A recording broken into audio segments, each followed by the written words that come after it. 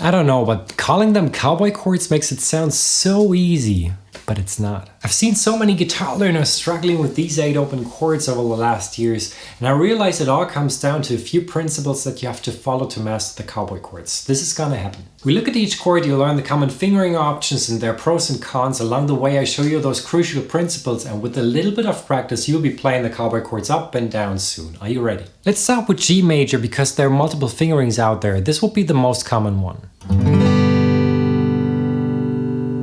I don't find it's the most comfortable, and there are no advantages going to another chord from there. Instead, you can take the same positions but with a different fingering. Look at that.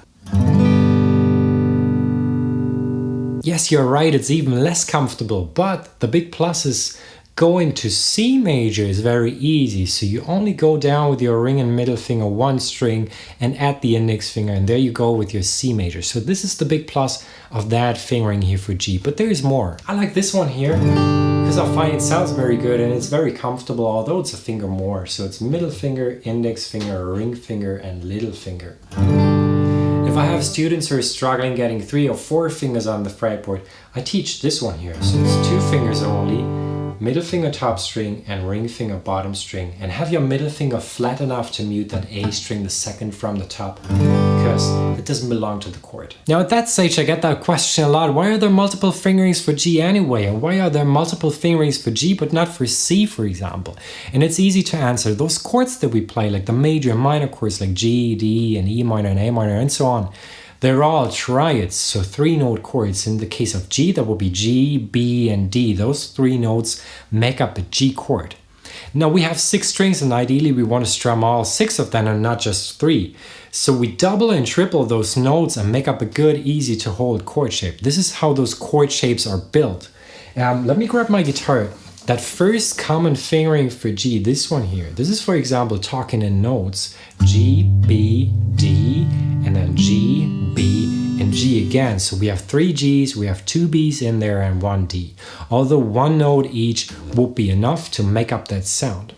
That other fingering with the 2 fingers, for example, that was G, A string is muted, and then D, G, B, and G. So all 3 notes are in there. We have 3 Gs, we have 1 B, we have 1 D. So plenty to make up that sound. Having multiple fingering options for other chords is not as simple as for G, because other chords are built by stacking other notes. If we go extreme, like G flat major, for example, is G flat, B flat, and D flat. We don't have a G flat string, we don't have a B flat string, we don't have a D flat string. And that's why you won't find any open chord voicing for G flat major, for example.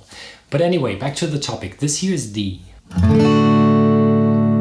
This is D major. Just a few things here. Have your fingers round enough, curved enough that you hear that high E string. We need that note. This is F sharp, and it's the only F sharp in that D major chord, and we need it to make it sound major. You can play your A string along with your D major. I find that sounds good, and I'm not the only one, but you can't play that open E string. That sounds strange. So don't play that E string. Either you avoid it when you strum here, or you bring up your thumb and have that fleshy part mute that E string. Now if you choose to play this G major here, you have an advantage when you go to D, because you can leave your ring finger in place. Do you see that? So when you have a song where you go back and forth between D and G, I would recommend you learn this G here, because then you can leave your ring finger in place. Now A major, I did a short a while ago showing an alternative fingering for A major. Maybe I wasn't too clear, but some people didn't get my point. Anyway, what I learned from all the views and all the comments that I got on this one is that there's so many different ways to play that A major. You wouldn't think that. So if you ask like 10 different guitarists, you will get 10 different versions. I want to show you the 4 most common ones. Have a look. Now the problem with A is you have to have 3 notes on 1 fret. So you can take like index, middle and ring finger. That will be a common fingering. The problem here is your index finger is far off the fret wire, which can cause the buzzing sound. So when you're too far away from that fret wire, this is where your finger needs to be actually, but it can't be. You get that buzzing sound. An alternative to that would be middle ring and little finger, same spots, just different fingers. And some people play it like so. So from top to bottom, middle finger, index finger, and then ring finger. Have a close look. So I have my index finger in here. And the advantage is if you go to D major from here, the index finger is already in place, so the very same spot here. And if you go to E major, it is at least on the same string, just one fret to the left for E major. And the other common thing to do for A major would be that bar chord version. So you bar all 3 strings here with your index finger. That solves the problem of being too far away from the fret wire. And you can either block that high E string because you don't need it, or you leave it open. Now C major, the 3 stairs. The problem I hear and see the most is that some strings are blocked. So if you have like that sound not very full, then some strings are blocked. To solve that, do the following. So have your middle finger a bit higher than usual. So don't place the string here near the fingernail, but a bit further down. Because if you touch the A string, this is no problem. This is played by the ring finger anyway. But don't touch the G string, this is a problem. Also have your index finger curved like that so that you reach around that high E string, we need that. And then if you build your chord up and you find it very hard to get to the fret wire, which is crucial, you need to place your fingertips close to the fret wires, to the metal things on the fretboard. If you find that hard, try to have your fingertips point towards your right shoulder. And also you can start the other way around. So anchor your ring finger first next to the fret wire and then build it up like so, just to get the sensation of having that chord down, making it sound good. If you later on do your chord changes, you don't place finger by finger, but all at the same time. Now E major, there's not much to say to it. I would do it like so. The only thing is, some people do it like so when they prepare a bar chord, because if you have like a bar chord, you usually have your index finger as your bar finger. So this needs to be free, which it's not when you have your E major, that common fingering.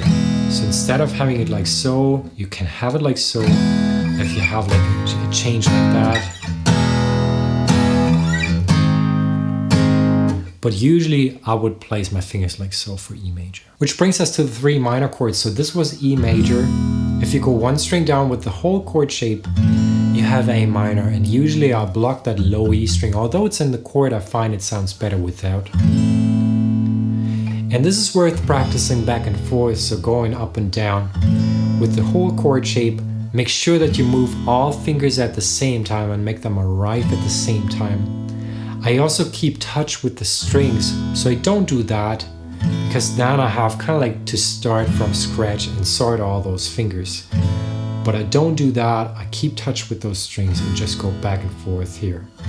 And it is worth practicing because in the key of A minor, this would be a chord progression. So this is like home, this is like the tonic, and then this builds up tension. This is the dominant chord, and then it's released here with that A minor. Now we had E major. If you lift your index finger, then you have E minor. And I usually place my fingers exactly like so. So middle finger here and ring finger here. But the alternative would be to have your index finger and middle finger here. The advantage is some chord changes. Let's say, for example, if you go to C, you can leave your middle finger in place, and having those pivot points often helps people to do those chord changes. And chord changes is the bottleneck for chord playing on the guitar. Can you do it quickly enough? Can you change chords quickly enough to arrive in time with the new chord and continue playing whatever you're playing? Just a few tips here. Move all fingers at the same time, make them arrive at the same time, and also find the shortest distance possible for each finger when you practice your chord changes. If you need any help with your guitar playing, then check out highguitar.com where you can get one-on-one lessons. I understand how frustrating it is to be enthusiastic about guitar playing but not know where to start or what to do next. And that's why every month I help dozens of people just like you to learn guitar quickly, and I'd love to do the same for you. This here's D minor. A good song to practice that is Come Together by the Beatles. Usually D minor you find like so index, middle and ring finger, but I find it very hard to get those fingertips apart here. So I have my little finger here instead, so index, middle and little finger. This is what I suggest. Plus, if you want to go down with your bass, you can do that better with that fingering.